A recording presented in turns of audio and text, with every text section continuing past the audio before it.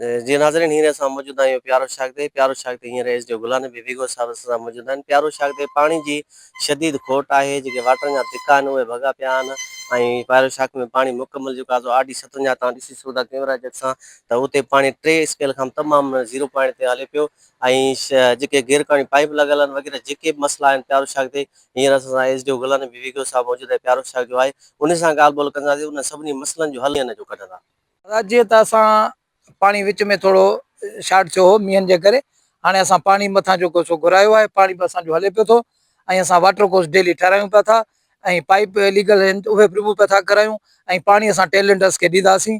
जेको बि इन्वॉल्व हूंदो आहे छा उन ते असां एक्शन वठंदासीं।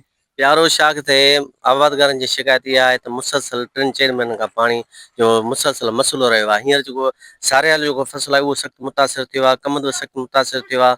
असां काफ़ी अॻियां 10 मील खां वठी अञा जेके ॾिसंदा आहियूं शाख खे त धिका वाटनि जा भॻा पिया आहिनि, पाइप लॻा पिया आहिनि, जेके वीडियो रिकॉर्ड असां कराया उन हाल सां तव्हां छा चवंदव जेके हाणे हींअर बि मौजूदु आहिनि। असां हींअर मां ॿुधाए चुकुमि त वाटर कोर्स असां डेली अचो, असांखे ॾिसो, असां डेली राति ॾींहुं ड्यूटी पिया था कयूं ऐं असां वाटर कोर्स डेली ठारायूं पिया था। अॼु बि असां 3 वाटर कोर्स ठाराया आहिनि, कल्ह बि ठाराया आहिनि ऐं डेली वाटर कोर्स ठाराए पाणी मेंटेन कंदासीं, टेलेंडर्स खे ॾींदासीं ऐं असां स्ट्रगल कयूं पिया था। हीअं टाक मंझंदि जो बि असां तव्हां सां शाख ते बीठा आहियूं।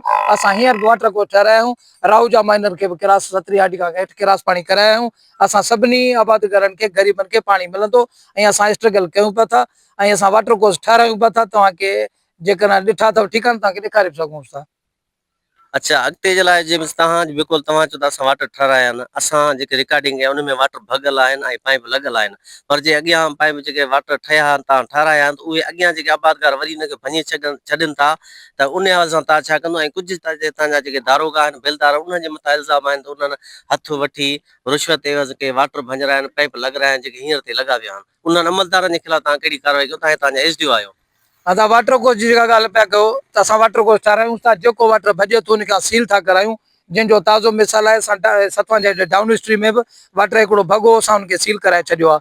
हाणे असांजो इहो आहे प्रैक्टिस, जेको वाटर कोर्स भञंदो उन जे लाइ थाणे ते बि ॾींदासीं ऐं वाटर असां कोर्स सील बि कंदासीं ऐं असांजे स्टाफ खे जेकॾहिं को बि निशानदेही थींदी ऐं इन्वॉल्व हूंदो त उन सां एक्शन वठंदासीं ऐं असां वरितो बि आहे।